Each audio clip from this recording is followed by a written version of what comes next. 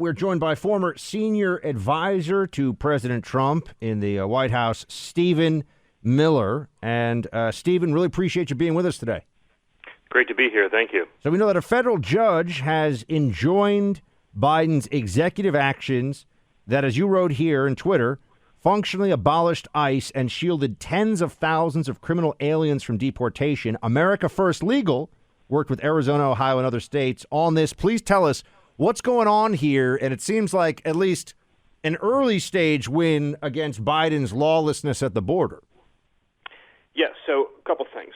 This is a lawsuit that originally was filed in Arizona, and my organization, America First Legal, worked with Arizona on the filing of that lawsuit, and then it was moved to the state of Ohio into the Sixth Circuit out of the Ninth Circuit, and the district court judge recently enjoined President Biden's entire scheme of nullifying ICE by executive action. Specifically, what President Biden did through Secretary of DHS, Mayorkas, was to prohibit ICE officers from arresting the vast majority of not only illegal aliens, but specifically criminal illegal aliens. And to explain briefly how this works, so Border Patrol arrests illegal aliens crossing the border. ICE's job is a lot of jobs, but the two big ones that are relevant here are to deport illegal aliens that Border Patrol can't remove, so typically that means to a country further away than Mexico, or to arrest illegal aliens in the interior of the country in all 50 states. It's that second mission that's really relevant here, because what ICE does, by and large, most of its day-to-day work before Biden, is a local police department in the place that you live arrest somebody for committing a crime. They get a 911 call, they go somewhere, they arrest somebody. When that person's in custody, they run them through a national database to determine whether or not there's any active warrants, whether or not they're wanted in another jurisdiction, or if they're a illegal alien or a deportable alien. And if it gets a hit, if it comes back, hey, this person can be deported, they're here illegally, or they're a student visa holder, or whatever it may be, then ICE places something called a detainer. ICE says, please hold on to this person, and before you release them, hand them over to us. So whether it be at the end of their sentence, whether it be because the witness doesn't show up and so they have to drop the charges, whether it be because they're bonded out by a judge, whatever it is, as soon as this person leaves your custody, you hand them over to us, and we're going to send them home. That is the bread and butter work that ICE does. Biden said you can't do that anymore. You cannot remove these criminal aliens that have been arrested by police departments all across the country. When they're released, they go back into the community to offend a second, third, fourth, fifth, 10th, 20th time, etc. That policy, its practical real-world effect, and this is not exaggeration, is that tens of thousands of criminal aliens with charges ranging from drunk driving to sexual assault to indecent exposure to child predation to domestic abuse, battery, home invasion, etc., are all being released to repeat their crime spree against Americans. Now, that was enjoined just this week in Ohio. But we have a track record, and so I want to temper people's enthusiasm by just saying we have a track record of Biden defying court injunctions. So we need to be honest with ourselves here. He lost the big case on Remain in Mexico, as we recall. They have removed only several hundred people under the Remain in Mexico program since losing that court case, while we've had 2 million illegal immigrants crossing the border. If we had defied an injunction in that way in the Trump administration, we'd all be in jail for contempt. So we won the case. It's still unclear what scheme Biden is going to come up with to find a way to keep releasing illegal aliens into this country. So it's a colossal victory, but I'm expecting the Biden administration to do everything they can to keep the flood of illegals coming into our communities. Stephen, thanks for coming on. This is Clay. It's clear that the Biden administration is not supporting, and Buck, we've talked about this a lot on the show, the Border Patrol officials who were in charge of trying to protect the border. But this is crazy. I read yesterday, Stephen, that we are now 6 months in to that investigation of Border Patrol officials for their horseback pursuit of illegals, and they still haven't been cleared.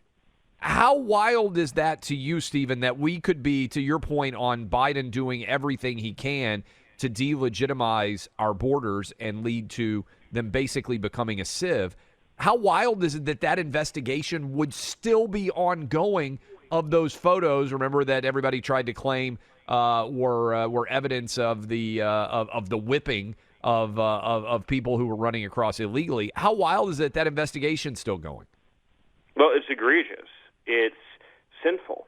They are persecuting innocent agents who are doing their jobs in impossible circumstances because of lawless decisions made by their superiors. The reality is that this administration's immigration policy is run by hardcore activists who hate ICE, hate Border Patrol, hate borders, hate our sovereignty, and want it eradicated. When I was working in the Trump administration on immigration and border security, we were going to battle every day against these forces, against organizations, entities, and outfits like the ACLU that did not believe in borders, that did not believe in American sovereignty. Those people that we were fighting with, those people that were trying to get illegal aliens into the country any way they could, are now the ones running the immigration policy for the entire United States of America. So we are, in a very real sense, the first major country that I am aware of in world history whose own government is launching a systematic campaign to eradicate its own borders, including, as I mentioned, the mass release of illegal aliens with severe criminal records. We're speaking to Stephen Miller, senior advisor to former President Trump and the president of the America First Legal. Stephen, there was just a story a couple of days ago that the Biden administration is worried about the optics if they get rid of Title 42 authority from the CDC that allows the expulsion of migrants during a pandemic, because there'll be a mass migration event. Tens of thousands of illegals will immediately try to pour into the country. Do you think that this is finally getting to the point where the Democrats, if they're not going to change policies, obviously, but they're at least trying to hide the reality of this from the American people in the midterms?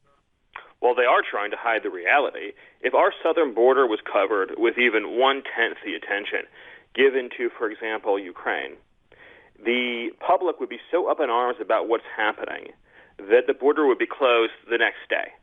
In other words, we have violent transnational cartels responsible for the deaths of tens of thousands of people throughout our hemisphere.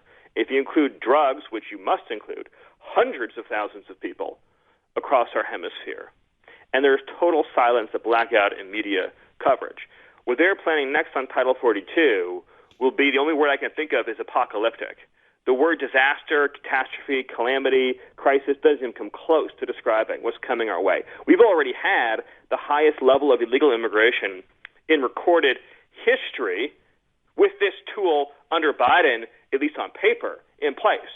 So we're going to go from the highest level since numbers were kept, not counting the people that are gotaways, not counting the people that we don't even know about, to some other greater, even higher, more unimaginable figure. That's apocalyptic. That's country ending. That continues for a few years, and the damage that's going to be done to our nation will be irrevocable.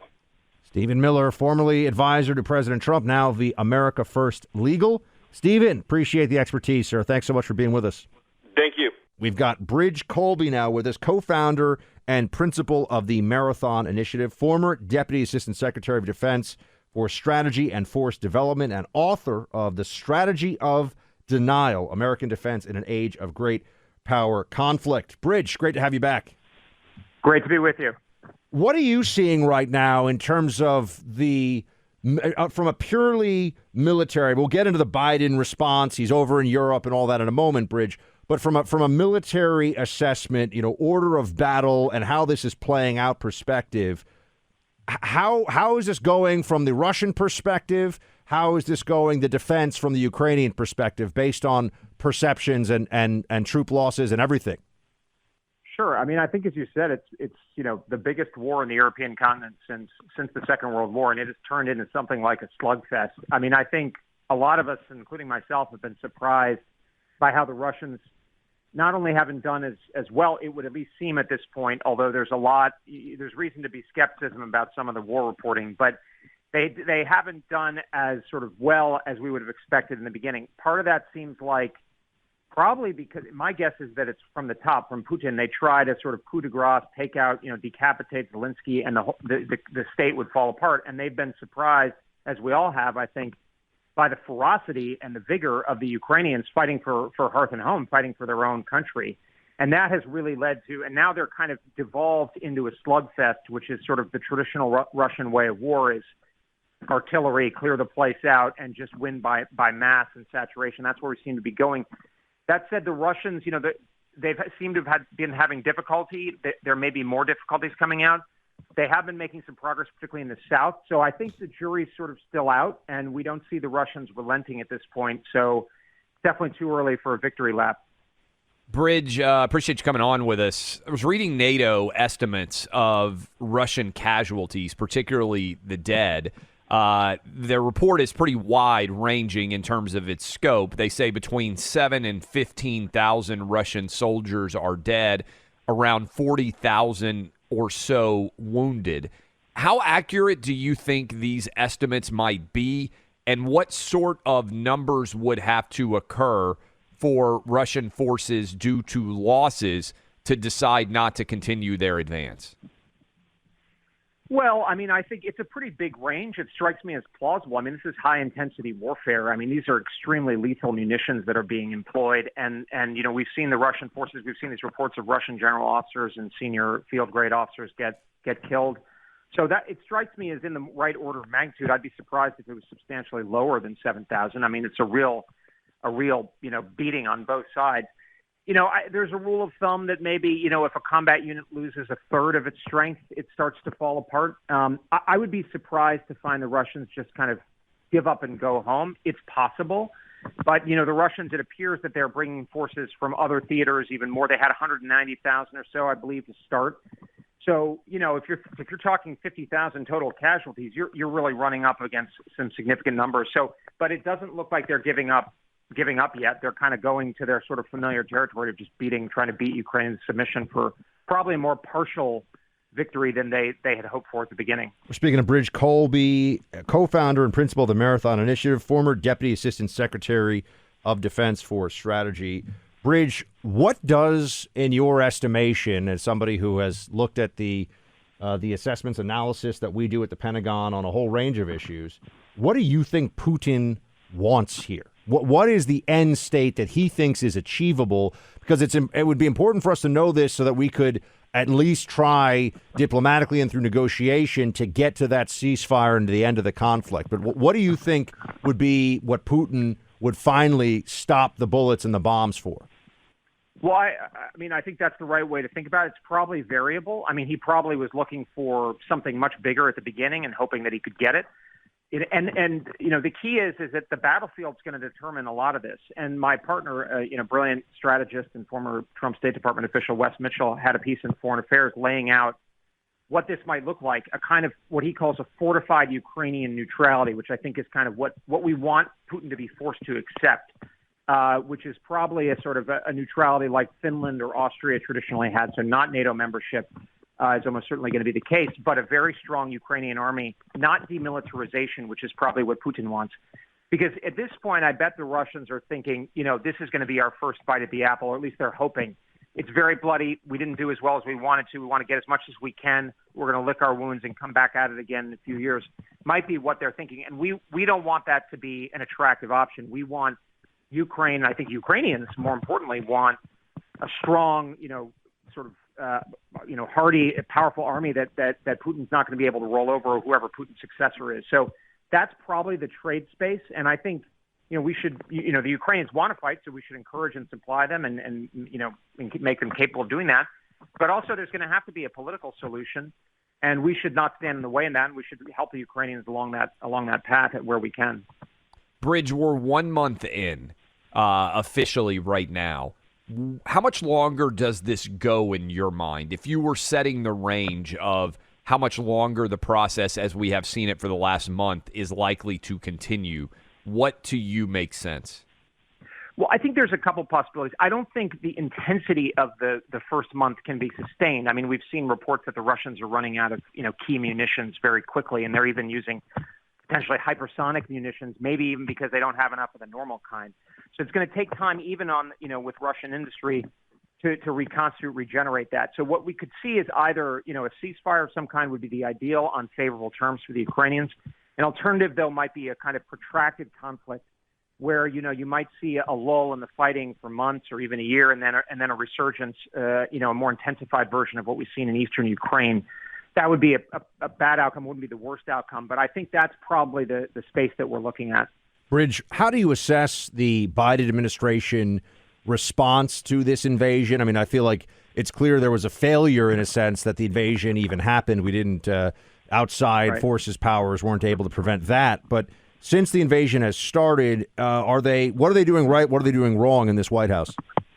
Well, look, I think the fundamental thing, it is, and I don't think this is churlish, I think this is important. I mean, this is an epic failure of American policy and Western policy, presumably, and I think it's untoward to be sort of taking victory laps at this point in any respect, because there are 3 million refugees, tens of thousands of people are dead.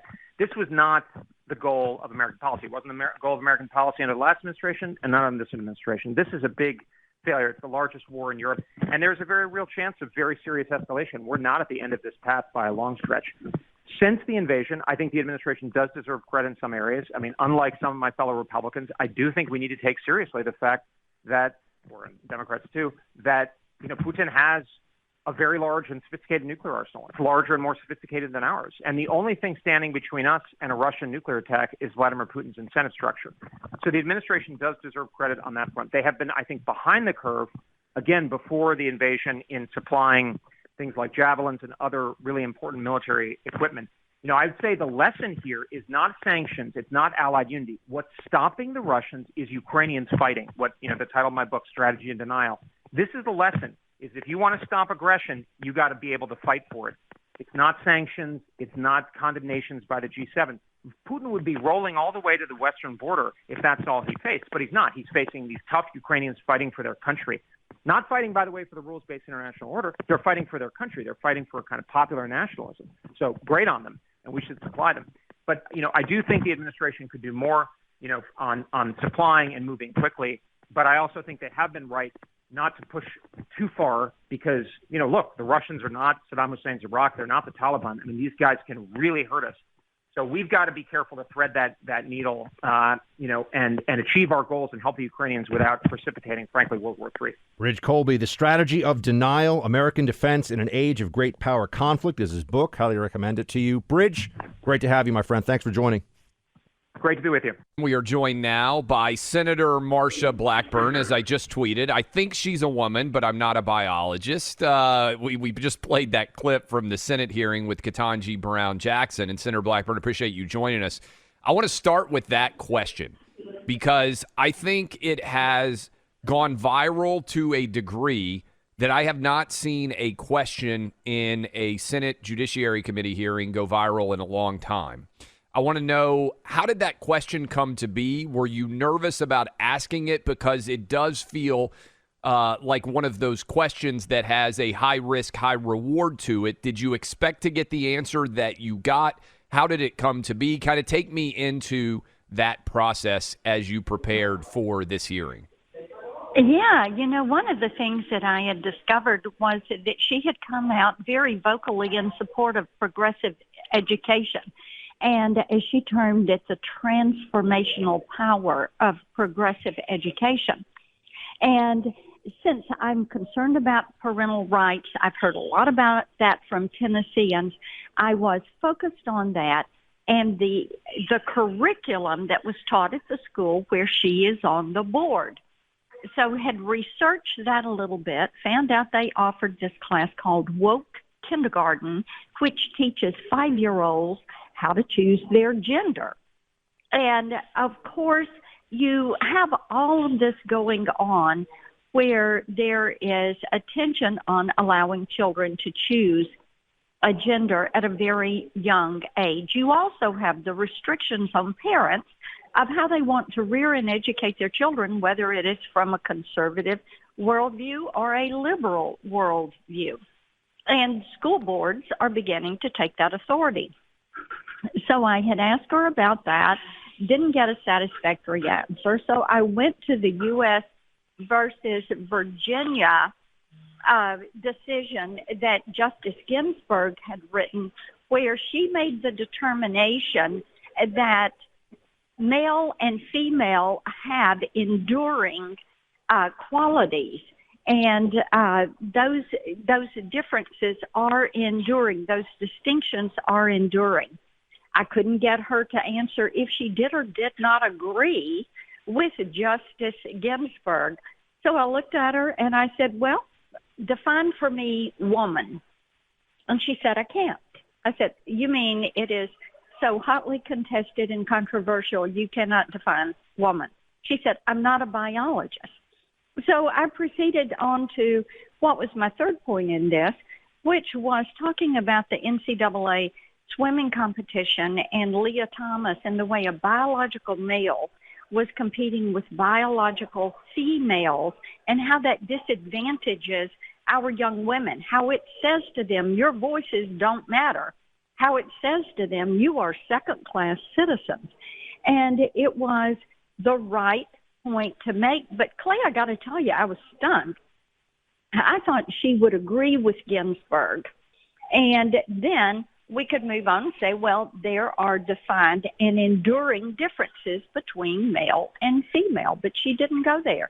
This shows you how the woke left has so infiltrated this system over at the White House for federal judges on the district and appellate courts, and now we're seeing it at the Supreme Court level. Senator Blackburn, it's Buck. You know, the ability to distinguish as a matter of law between male and female would be something that, if you can't do it, cause problems within the legal system. And Clay and I have talked about Title IX, obviously the NCAA athlete competing. I mean, so it does seem fascinating. It's not only a window into the ideology of the left and Judge Ketanji Brown Jackson and what is expected for people to be in good stead with the left these days, to essentially pretend ignorance. But beyond that, there are legal implications of this. So I think people, the left is trying to say, oh, Senator Blackburn asked a gotcha question. It's the most straightforward question imaginable.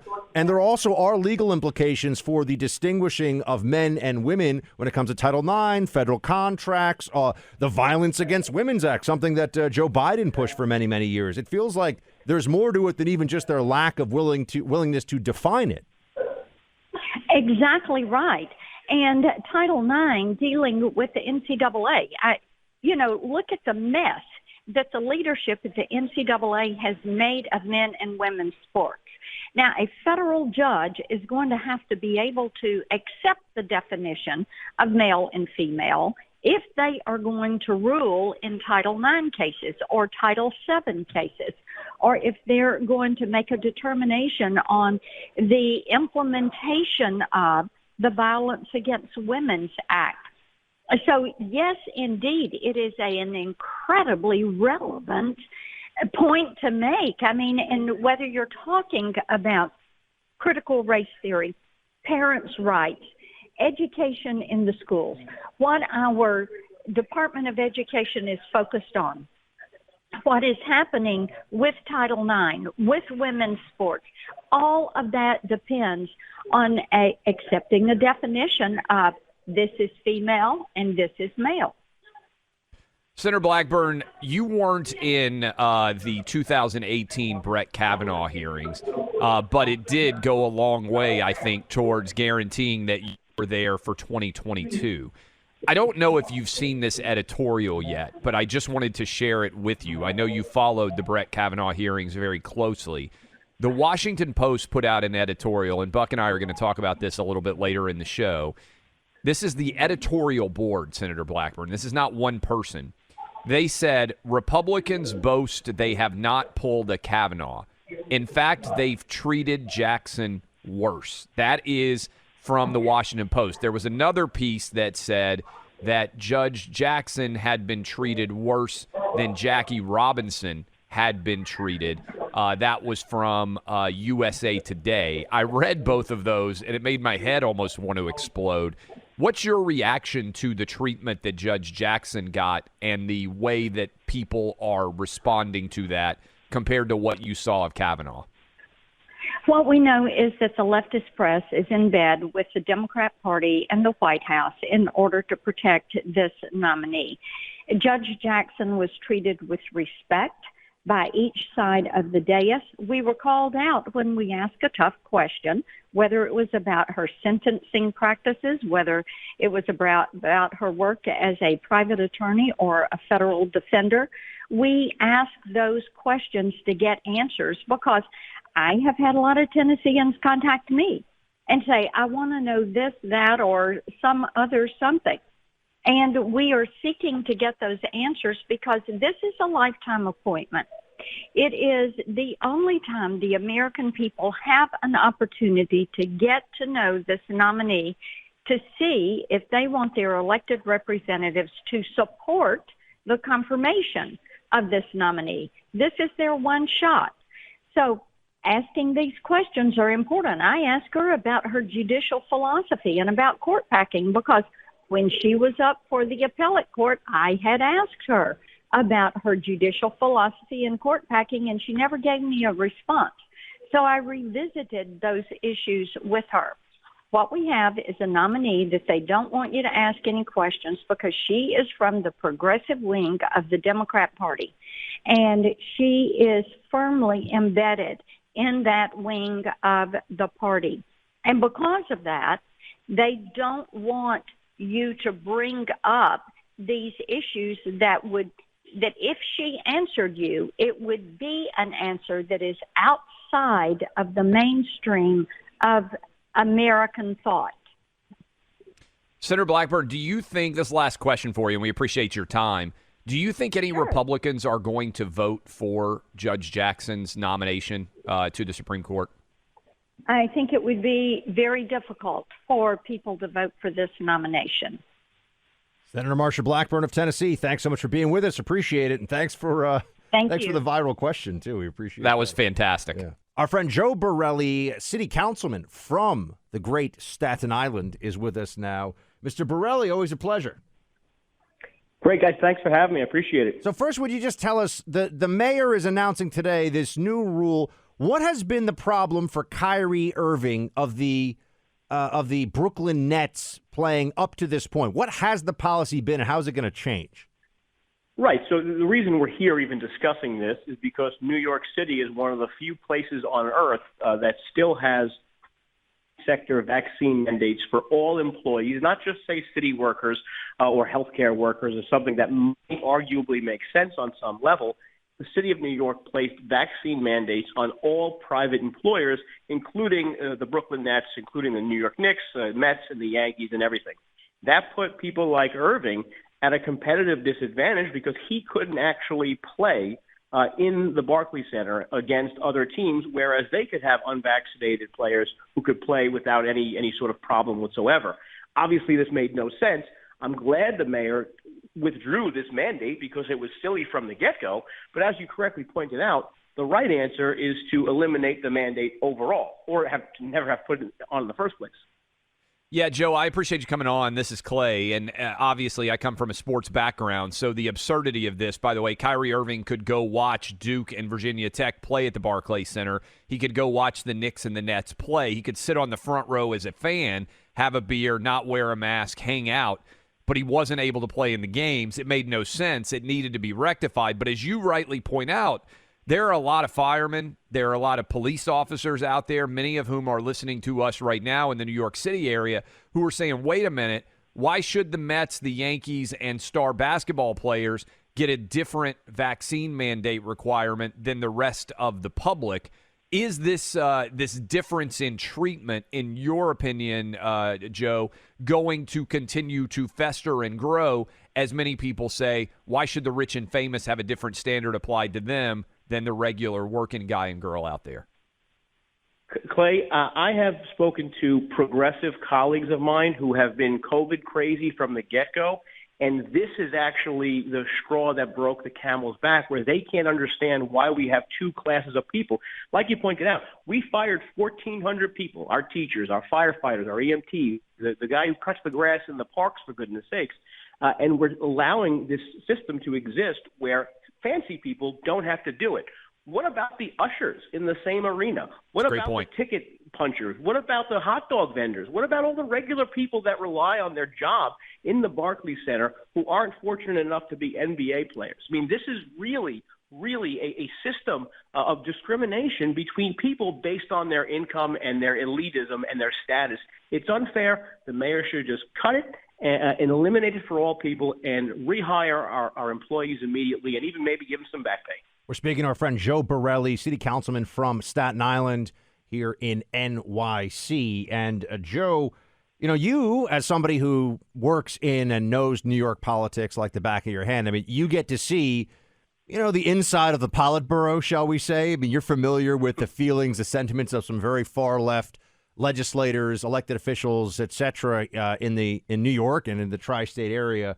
And I'm just wondering, did any of them, because, you know, you're saying that they finally, this broke the camel's back, so to speak, that there are clearly, if you're Kyrie Irving and you're really important because the Nets apparently may or may not get into the playoffs, Clay, I'm seeing, and so, you know, he's got to win some games.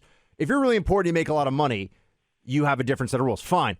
But Kyrie Irving was able to sit in the stands recently at the Barclays Center for, I believe it was a Nets-Knicks game, but he wasn't able to play, and other teams' players who were unvaccinated were allowed to be on that floor playing. Do any of the libs in the city council or state legislature anywhere that you know, do they think that was normal or made any sense? I mean, that had to be crazy too, right? No, I mean, if you're looking for logic in the vaccine policy as it was administered to professional athletes, you will never find it. You'll never find it on conservatives, from liberals, from anyone or even anyone knowledgeable on public health policy. There was never a rationale to do this that actually protected people. But look, it goes even deeper than that. Why progressives are starting to come back around on this? It goes deeper because upper middle class people or rich people who work even in finance, in insurance, on Wall Street, things like that. Those people, if their companies were happy with them, if they were earning money for their stock desk, their trading desk, the companies weren't firing them. They were letting them work from home. It's only the poor people. It's the guy selling hot dogs in Manhattan. It's the guy at Taco Bell in Midtown. It's the person who's a doorman. It's the person who's a maid in a hotel. Those are the people that could not just work from home, even if their company was happy for them. And those are the people that are leading us, New York City, to have an unemployment rate that is double the national average. COVID hit everyone. The recovery has not hit everyone. And it's only, not coincidentally, in places like this where we have an extreme private sector vaccine mandate, where we still see the lack of a return of private sector employment. Joe, do you buy in that the reason why the mayor changed this, because he kept saying, I'm not going to change the rule for Kyrie, I'm not going to change the rule for Kyrie. We don't know exactly which Yankees and Mets players were involved, but there's a lot of rumors that many of them were superstars. Is because the mayor had received a lot of political contributions, allegedly from some of the ownership group of the Yankees and the Mets, and that given the fact that baseball is played outdoors, he wasn't willing to suffer the slings and arrows of the response over this. Break down why suddenly, after arguing for several weeks since he took over, I'm not going to change the rule for Kyrie, I'm not going to change the rule for Kyrie. It's awful amazing that he suddenly changed the rule just in time for Major League Baseball season to start. I think it's more about no longer passing the sniff test than any sort of corruption or anything like that, because in truth, if you think about who supports New York City mayoral candidates, it's actually the municipal labor unions more than anyone else who was bankrolling people like Eric Adams. And those are people that actually faced firing, and some of their members did get fired. So I think it's more about his public perception of looking silly. It's more about, having the continuous reason for the Yankees losing and the Mets losing because Eric Adams wouldn't let so-and-so. And that would have been an unbelievable story, by the way, if we had seen all those players not able to play in New York and the outrage that would have ensued. It sounds like they would have practically had to call some fans in and be like, hey, who's going to be at third base? I don't even know how. I honestly don't even know how it would have worked roster-wise, depending on how many guys weren't eligible to play. Joe, are you a Yankee or a Mets fan? Which one?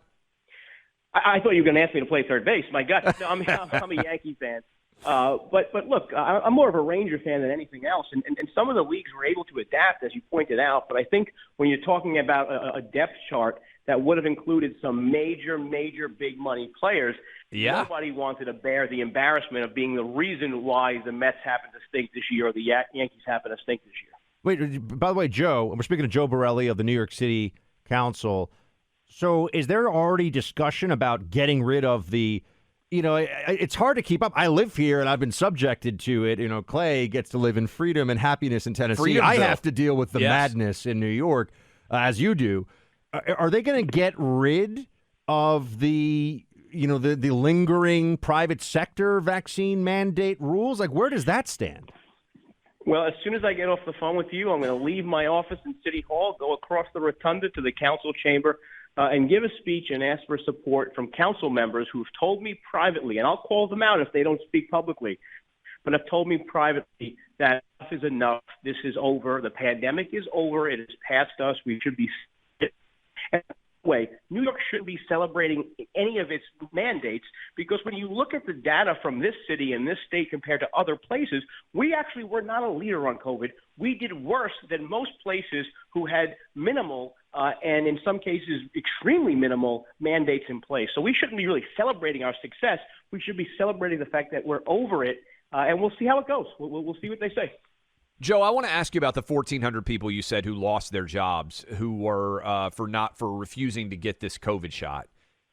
You said you'd like to see them rehired and maybe even get some back pay. I agree with you 100%. What sort of recourse do those employees have, the men and women who aren't making a lot of money? They're not Kyrie Irving. They're not Yankees and Mets superstars, but they were willing to stand for the courage of their convictions and not be forced to get this COVID shot. What sort of recourse do they have now? Look, unfortunately, the rules get more complicated when you're talking about the employer, in this case, the city, and de facto the mayor, making rules for their own employees. There's a lot more leeway for employers to do that to their own people. But when it becomes a mandate and it becomes arbitrary and capricious, which now there's no rationale to say it wasn't both of those things, they do have recourse. We lost some lawsuits, fighting for these workers for a number of reasons. In some cases because the unions themselves conceded as a negotiating point. In other cases because, simply the mayor had the power to do that. Now, with this Kyrie Irving, I'm not sure if they fully thought out the legal ramifications that would come if these people are not reinstated. Joe, before we let you go, Clay made me fill out my first bracket this year. He shamed me into bracketology. Can you believe, by the way, Joe, that he's never filled out an NCAA tournament bracket in his life? You wouldn't have done well on Staten Island, Buck. This is there's a big underground bracket mob going on right now in the fifth borough. Well, so far, I got to say, my beloved Villanova Cougars are looking great. No. You like Cougars, but they're the Wildcats. Yeah, Cougars, hey.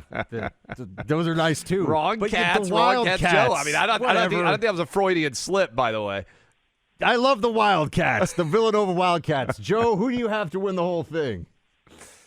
By the way, I am so caught up in the St. Peter's fervor because I know, it's impressive. Been this small college right next to Staten Island. A lot of my friends had gone there over the years, so I can't see much beyond them, and I'm pulling for them 100%. So people listening probably are supporting them as well. So all I'm going to say is go St. Peter's. Our man Joe Borelli. Go check him out. Follow him on Twitter. He does great stuff. He's one of the few sane voices in politics here in New York City, out on Staten Island, which has some great Italian restaurants, by the way. Joe actually took me to one. We had a good time. Oh, no, actually, I took him because I lost a bet. This is true. Yeah, that's right. That happened. Joe, thanks so much, man. Thank you, guys. War in Ukraine is raging still. If anything, getting worse with each passing day. The toll on Ukrainian cities and civilians increasing. A lot of reporting this week on estimated Russian casualties, some major hits the Russian military has taken. Are they starting to lose ground as the Russian war machine meeting opposition that could even turn the tide? We want to talk to our friend Jim Carafano about this. He is an Army veteran and is a vice president at the Heritage Foundation on Defense Policy and National Security. Jim, great to have you. Hey, thanks for having me on the best show on radio. Thank you so much, sir. You have excellent taste in radio, among other very sound judgment. So tell us, Jim, I mean, what are you seeing just right now from a 30,000-foot level? I mean, looking down on the battlefield in Ukraine. How is this going versus what the West expected and what Putin was hoping for? Yeah, well, I think it's very clear the Russians are not going to reach their maximum strategic objectives. I think, and even if they introduce tactical nuclear or chemical weapons, I don't think that's in the cards. It's very clear that as long as the lines of supply are open to the West, which I don't think the Russians have the capacity to close, and the West keeps funneling resources in, that the Ukrainians can keep fighting. 300,000 Ukrainians have gone back into the country in the last couple of days to fight for Ukraine. That's bigger than the entire invading force that the Russians threw at that. So we're going to wind up, I guess, at some point where this is going to come to an inconclusive conclusion. Now, the fighting will only stop when the Russians and Ukrainians decide, because they can both fight forever. I mean, as long as Ukraine gets aid from the West, which I assume won't stop, they can keep the pressure on the Russians. And of course, the Russians can fight forever. They can just go back to Russia and rearm and come back again. So the actual fighting will stop when the two sides agree. We'll see what that has implications for the future. But there is no decisive victory, unless something dramatically, never say, ever in war. I mean, I'm doing this for military for 25 years and been doing this for 20 years of analysis and written history books. So I would never be, well, this is what's going to happen. But that's the state of play on the ground right now. And I think both sides recognize that. We even saw some recent Russian announcements from the military talking about our objectives. And the objectives are no longer about conquering all of Ukraine. They're about really consolidating their control in Donbass. So, Jim, thanks for coming on. We're a month in, basically. What's the time frame in your mind? You say it's hard to project. Certainly there can be unexpected outcomes. But what's your time frame in your mind if you're looking forward as to when there might be a ceasefire, a negotiated settlement? What are we looking at as we move further into the spring as you analyze the situation on the ground? Well, look, it doesn't get any easier for the Russians because Ukraine is a very flat country and it gets very wet and it's very difficult to operate off-road. So you go from essentially freezing, unbearable conditions to conditions in which armored tracked vehicles really can't maneuver off-road. So Putin has publicly said he wants this wrapped up by May 9th, which is the anniversary of the Russian victory over Germany.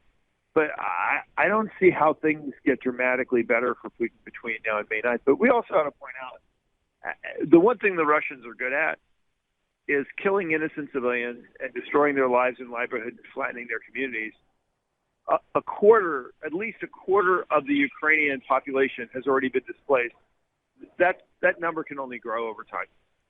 Jim, we're speaking to Jim Carafano, Army veteran and Heritage Foundation Vice President for National Security Studies. Jim, the Biden administration response to this and the overall NATO response to this, I mean, this is one of those issues where all that matters is what should be done. It's not, shouldn't be first and foremost about scoring political points or anything like that.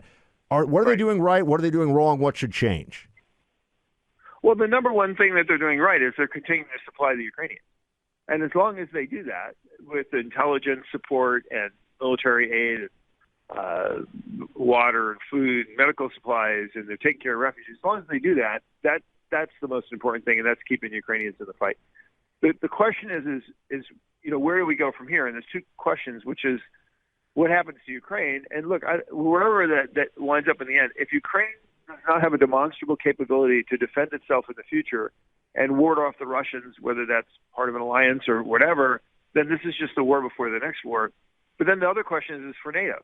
If NATO doesn't essentially disarm the Russian threat, which is two things, military and energy, then, again, this is just a crisis before the next crisis because Putin will rebuild his military and arms and he'll be back again. I'm not optimistic on either. So they're deploying battle groups. This is a couple of hundred people. Putin's deployed 10 times that number in the first wave of the attack on Ukraine. These are just speed bumps.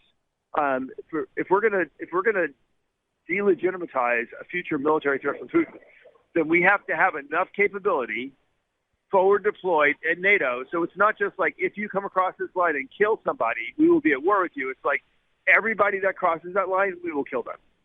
So that means you have to have really substantial forces forward deployed. I have not seen that from Biden or anybody else. And, of course, the other thing is energy independence. I mean, we all have to have reliable, affordable, abundant energy that doesn't rely on buying fuel from our adversaries.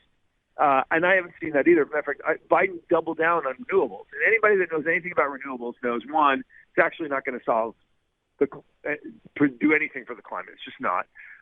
The second is it can never deliver a reliable energy grid.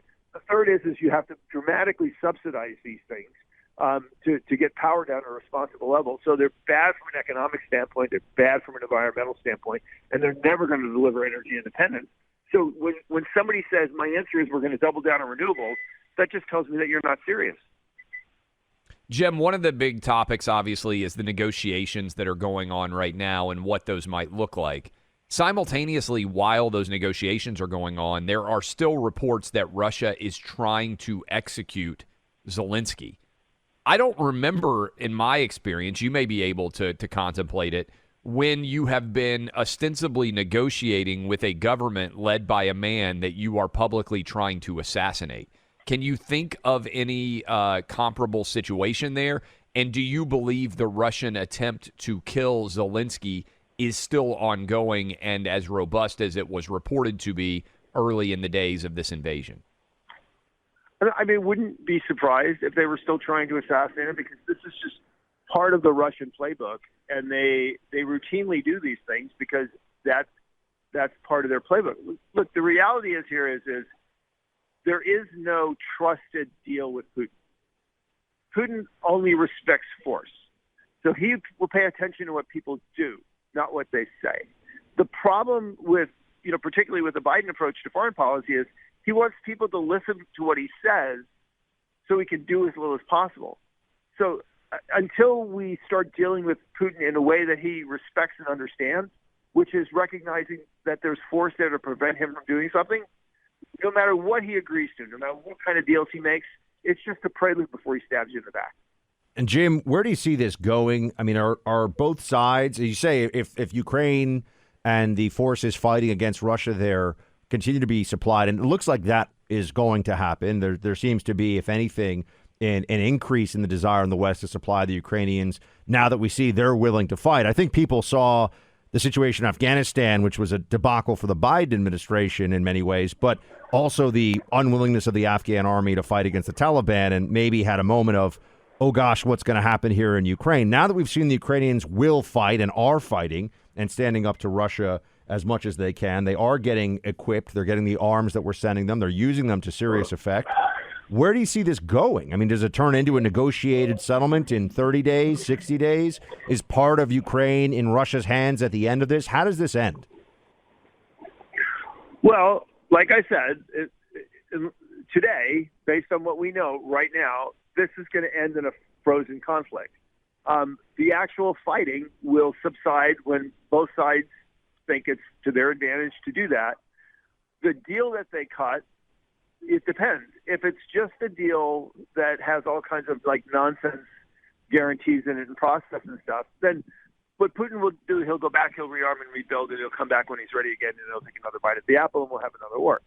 On the other hand, and you have to remember, no matter how this ends, win, lose, or draw, Putin's military is going to be exhausted. I mean, they're going to need months, if not years, to rearm and reconstitute before they can go back and start invading other people again. In that time frame, there's a window when he really can't threaten anybody militarily. And pretty much NATO can do what it wants to shore up its defenses and its energy, so the next time Putin comes back, we can arm against them. So if however this ends, if in that interim period we don't accomplish two things, one is figure out a way so Ukraine can be assured that it can defend itself against a future Russian invasion, and two, get to energy independence and have sufficient military capability forward deployed in NATO to deter Russia in the future, then we just go back to where we started. And people have to remember, too, this is all about China. China wants a weakened, divided, and distracted Europe because that helps it isolate America. And so the Russians are the Chinese stalking horse. So regardless of how these end, the Russians are going to help the Chinese are going to help the Russians get back on their feet so they can pressure Europe again, because that's good for China. And so for people who are really concerned about, well, China's the real enemy here, don't argue that. The way you diminish China is you stiff-arm Russia ever having the capability to threaten the West again, either militarily or in energy. That significantly diminishes their value to China as an ally. Jim, 7,000 to 15,000 deaths, according to NATO estimates, among Russian forces, 40,000 wounded. You just talked about how Russia is significantly going to take a long time to rebuild. That doesn't consider all the material, war material they've also lost, whether it's planes, whether it's tanks, whether it's movable forces, all of these different things. Has Russia rendered itself relatively impotent by, yes, granted they invaded Ukraine, but by being unable to live up to the expectations of what we believed the Russian military was capable of? Is this very much of a Pyrrhic victory, regardless of how they try to claim it when the negotiated settlement happens, just based on how they've performed? Well, look, Russia can always, remember, you're an authoritarian regime. You can always rearm and rebuild your military. And, if you're smart, you can learn your lessons from last time and improve. I mean, now they have more combat experience. But we have to remember, regardless of the state of the Russian military, first of all, if you count their tactical nuclear weapons, they have the biggest nuclear arsenal in the universe that we know of. And that's a problem. And despite all the shortfalls of the military, they've shown that they're very good at something. They're completely ruthless. They're very good at killing innocent, unarmed people. They can do that really well, and they can destroy lives and livelihoods and communities and buildings and infrastructure. So as long as that military is in being, and as long as Putin is in charge of it, it is a dark shadow over its neighbors in the West. And you have to be prepared to make sure Putin understands that in the future, anybody that the Russians attack, that those attackers will die and never come back. And that's the only thing that's going to. And the reason why this war started was because Putin didn't believe that. He recognized something. He expected to win this war in 2 days, and then he expected everybody to just look at, avert their eyes and just go back to sleepwalking through history. We have learned now, if Putin could look at the future and knew where he would be today, I'm not sure he would have invaded. If he knew that NATO was that countries were going to arm the Ukrainians, that the Ukrainians were going to fight, that his economy was going to get too. If we did the thing 9 months ago that we're doing right now, I don't think he would have attacked, and I think that's pretty obvious. I think it was obvious 9 months ago, actually. Putin respects force. And so if you do not demonstrate the capability and willingness to stand up to him, he will always come back and try and get you. Has anybody ever seen a bully in a schoolyard and where they went to the bully and said, please don't hit me, who didn't get immediately smacked on the back of the head when they turned around? Yeah. I mean, and Putin is a bully. I mean, it's just that simple. Jim, thanks so much for joining us. Jim Carafano of the Heritage Foundation. Talk to you soon, Jim. Hey, thank you so much, and thanks for having me on. We are joined now by Kenny Hsu. He's the president of the advocacy group Color Us United, author of An Inconvenient Minority, The Attack on Asian American Excellence and the Fight for Meritocracy. Kenny, appreciate you joining us. A lot to dive into here, particularly as we've been dealing with a new Supreme Court justice being considered by the Judiciary Committee this week. But I want to start with what came out of San Francisco recently, which was the recall by over 70% margins of 3 different board members, school board members in San Francisco, that was to a large extent, it appears, driven by Asian parents who were frustrated over the way that the woke ideology was driving the San Francisco school board. Is that, in your mind, Kenny, emblematic of what many Asian parents all over the country, certainly we've heard a lot, I think about in Northern Virginia, I think it was Thomas Jefferson High School with all of the elite high schools in New York City, also Boston recently. There are major battlegrounds over Asian students getting, quote unquote, too many of the spots inside of these schools. And it seems like it's really firing up Asian parents. Are you seeing that in your experience?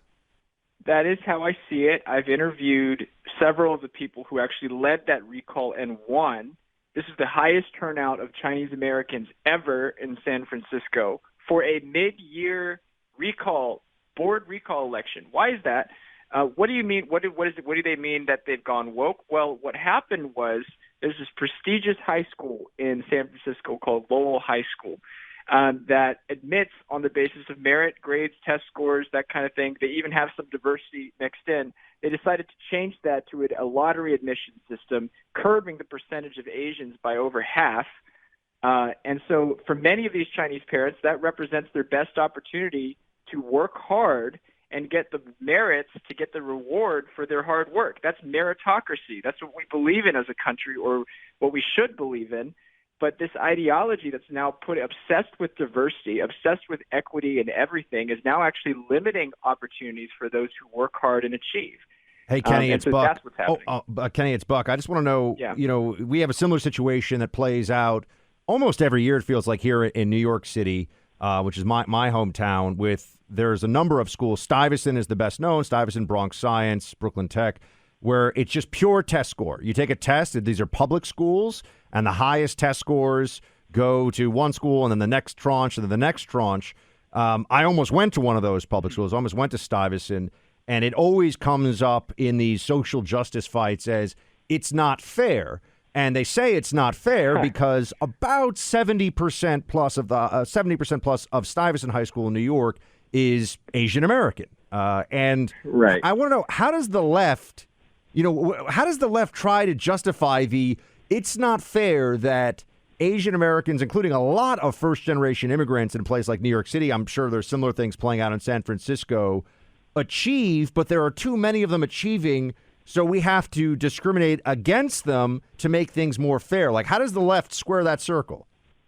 The left is playing a very conniving game with Asian Americans, which, by the way, I wrote an entire chapter on New York City's schools for my book, An Inconvenient Minority.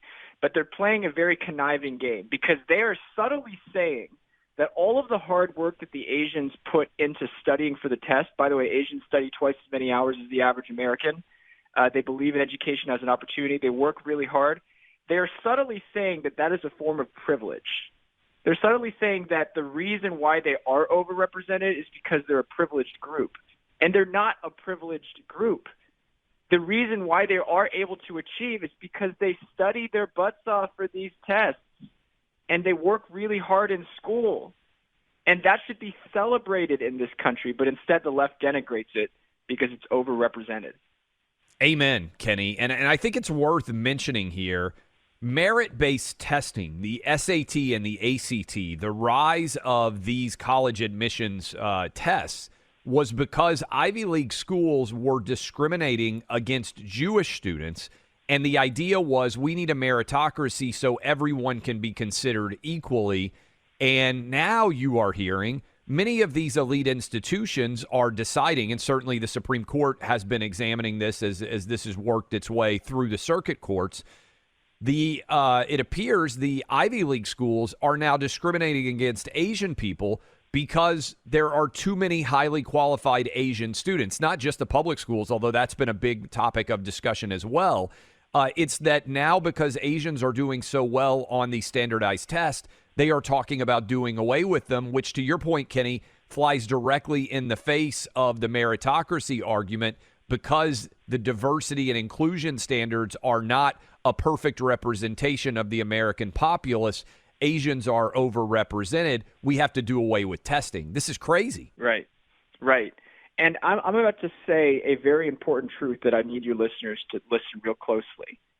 Asian Americans make up a disproportionate of the nation's high-achieving teenagers. That's just a fact. And that's just a fact. So the fact that Harvard is would be 43% Asian if they dismantled race and admissions should not be a surprise to your viewers, to your listeners. What is a surprise is that Harvard has been actually keeping a ceiling on Asian Americans below 20% for the past 30, 35 years. And they do this in the name of tolerance and diversity. So in the name of tolerance and diversity, they're making an exclusive system that's limiting the most highly qualified applicants in our schools. That's what's happening in our country today. We are putting way too much weight in this racial narrative, and we're diminishing our meritocracy. Kenny, how do you think we can actually get more Asian Americans to vote for the not affirmative action supporting Republican Party? I mean, how do you think we can get more Asian Americans to come along and realize? I mean, there's high achieving, obviously higher per capita household income among Asian Americans than Caucasian Americans. So there's tremendous success within the Asian American community. What has to happen here for the GOP to get more Asian American votes? Bottom line. I think you need to explain clearly the stakes of what's going on, because you need to tell these Asian Americans the truth, which is it's not just going to be in college admissions. If you let this ideology in the Democratic Party fester, it's going to take over everything. It's going to take over college, high school. It's going to take over your jobs. Now at American Express, which we're fighting right now, they're giving bonuses to hire for equity, meaning that they're going to start discriminating against whites and Asians for hiring. It's going to follow you for the rest of your life. You want your child to be rewarded for his hard work? Stop supporting race preferences. And by the way, sign up for our campaign at unamericanexpress.com. Kenny, this is fascinating to me because the Democratic Party's entire argument is white supremacy is the biggest threat to America. And then you look at the data, and I believe I'm still correct in this, Asian men per capita make more money than any other race or gender ethnic group in America. That is, Asian men are the highest earning per capita on average.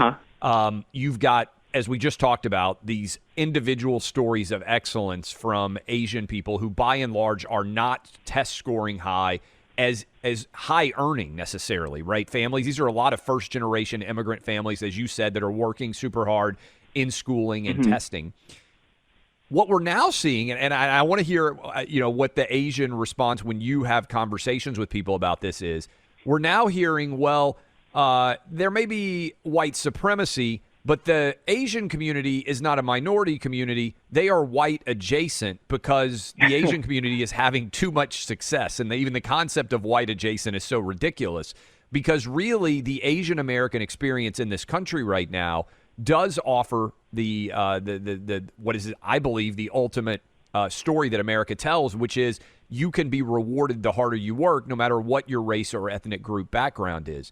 Do Asian people in general, in your experience, buy into this argument? And to Buck's point, are they increasingly moving towards the Republican Party over this issue? Well, there's a lot of questions there. I'll start with the last one. Yes, they are moving to Republicans. More Asians voted for Youngkin in 2021 than they have, Obama or John Kerry, even. But to the question of white adjacency, think about what you're really saying when you say Asians are white adjacent. You're saying that hard work, studying, test preparation, or preparation in general, discipline, low rates of crime, and strong family values are white values. That's what you're saying. That's racist. Black people, Hispanic people, Asian people have proven over and over again that people who adopt all of those kinds of values in any race, any culture are capable of success in this country. So my message to the Asian listeners of your show right now is think carefully about what you are really saying when you are spouting off these talking points.